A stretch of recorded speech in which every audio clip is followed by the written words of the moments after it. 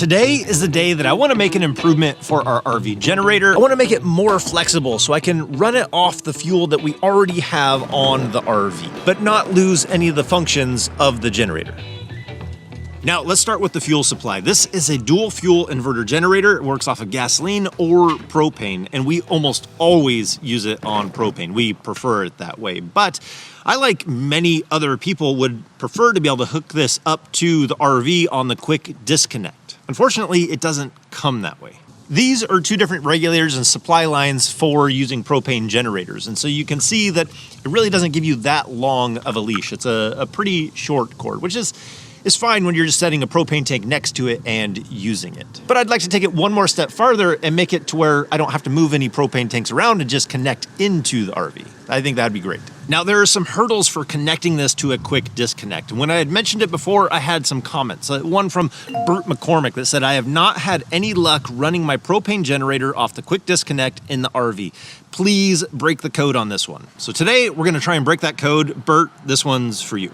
Now, when connecting to the propane system on an RV, whether it's a barbecue or a Blackstone, or for us, this propane generator, we need to make sure we don't have a second regulator because your RV already has its own propane regulator and you can't have two regulators for each of the devices. So what we need to do is bypass this regulator, remove this regulator. So let's get started in bypassing this. So I first wanted to start off with the easiest solution, which this Champion generator, unlike some of the other ones, has kind of a quick disconnect already there. So I thought, why not just get a quick disconnect cable and plug it right into there? That didn't work, but it does have a little button on the side that needs to be pressed at the same time. So I thought, why not get something to press that button at the same time and plug it in?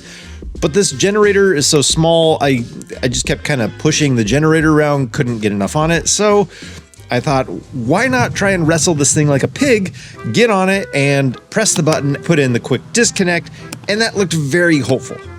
Oh, think I got it? Until it wasn't. I don't get it. So with that failure, I decided to do a little surgery on the hardware that we have. So I just want to remove the regulator that's on this. It had a bracket to keep it in its position, so I removed that first. Then I was able to get a wrench on there because there's not much to hold onto and not many places to put a wrench on here. So I got in another awkward position and just tried to muscle through it and pull that regulator off. From here, I wanted to put the quick disconnect directly onto here, and I saw that there was another little adapter there. So I thought, if I remove that adapter, I can put the quick disconnect directly in. But those threads are not the same, so I had to reassemble that. So plan B was to use a coupling. Of course, I need thread sealant tape that's gas approved.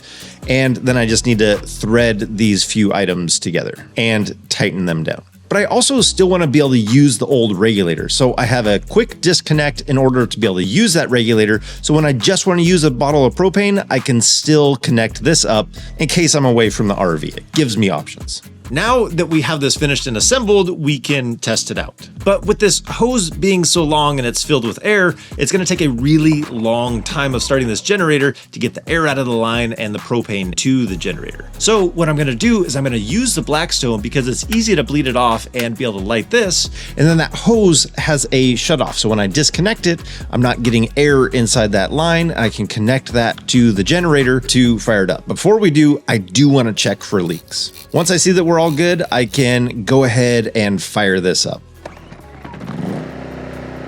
So it appears to be working, but I do want to test it under load.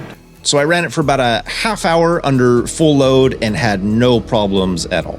So then I disconnected that and I connected it to a single propane tank because I wanted to test out those connections there, and it worked fantastic on there. So now, since we cracked that code, I now have options. Another option that I did think of is just having an extension where I can connect directly to the propane tank and then bring that hose to the generator. Now this works because I have a fifth wheel, but it wouldn't work if you had a Class A. But this is definitely an option that would work, and it's very simple. The other option for free is you can just pull a tank like we've done in the past and use it next to the generator. I do prefer using the quick disconnect on the RV because then the transfer switch and everything on the propane regulator just functions as it should, and I don't lose any functionality or switching over to another tank when I need to. It's definitely my preferred setup and glad this is working. Of course, I'll leave the links down in the description for the different fittings that I use and the couplings and everything that made this project come together. And even that extra line, if you wanted to do that and not have to disassemble any of this, be able to connect directly into the propane tank on your RV, that'll all be down in the description. I would say that the one drawback for using this system is the length of the hose. It does take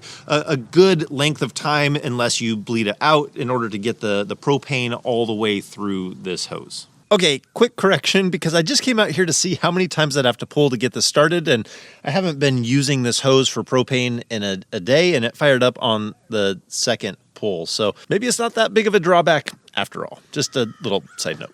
But like I said, it is my preferred way because when I do this, I don't have to take a tank off the RV. I don't have to worry about it switching over to a tank that maybe I only have one full and one's empty. And then I'm limited on, can I use the generator or can I use the furnace on the inside of the RV?